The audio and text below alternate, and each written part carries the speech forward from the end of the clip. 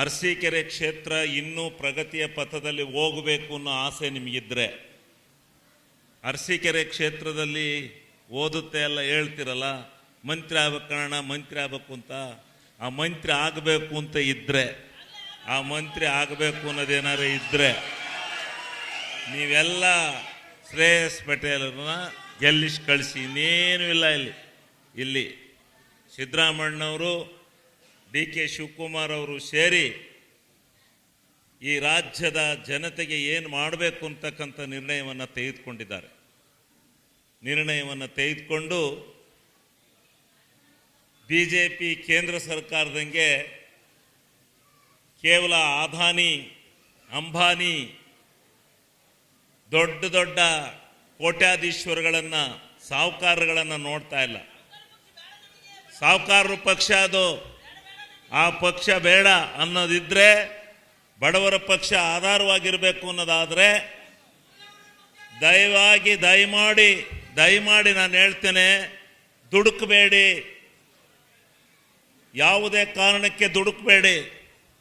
ದುಡುಕ್ತಲೇ ಬಡವರ ಆಧಾರವಾಗಿರ್ತಕ್ಕಂಥ, ಬಡ ಜನತೆಯ ಪಕ್ಷವಾಗಿರ್ತಕ್ಕಂಥ ಕಾಂಗ್ರೆಸ್ ಪಕ್ಷಕ್ಕೆ ನಮ್ಮ ಸಣ್ಣ ಹುಡುಗರಿಂದ ನೋಡ್ತಾ ಇದ್ದೀವಿ.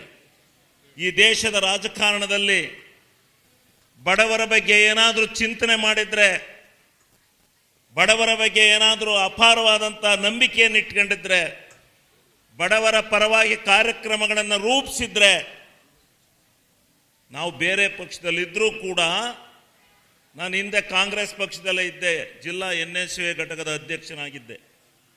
ಅದಾದ ಮೇಲೆ ಅನಿವಾರ್ಯವಾಗಿ ರಾಜಕಾರಣದ ವ್ಯತ್ಯಾಸದಲ್ಲಿ JDS ಅನ್ನು ಸೇರಬೇಕಾಗಿ ಬಂತು.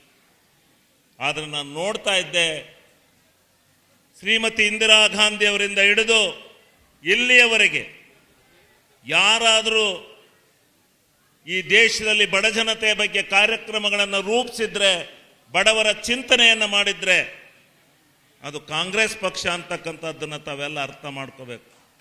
ಸುಮ್ಮನೆ ತಮಾಷೆ ಮಾತನಾಡ್ತಕ್ಕಂಥದ್ದಲ್ಲ.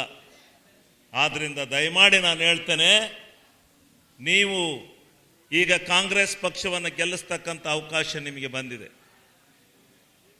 ಬಡ ಜನತೆಗೋಸ್ಕರ, ದೀನ ದಲಿತರಿಗೋಸ್ಕರ, ಅಲ್ಪಸಂಖ್ಯಾತರಿಗೋಸ್ಕರ, ಎಲ್ಲ ವರ್ಗದ ಶಾಂತಿಯ ತೋಟ ಮಾಡಬೇಕು ಅಂತಕ್ಕಂಥ, ಯಾವುದೇ ಗಲಾಟೆ ಘರ್ಷಣೆಗಲ್ದಲ್ಲೇ ಈ ರಾಜ್ಯವನ್ನು ಆಳ್ತಕ್ಕಂಥ ಸಂದರ್ಭದಲ್ಲಿ ನೀವು ಇವತ್ತು ನಿರ್ಣಯ ಮಾಡಬೇಕು.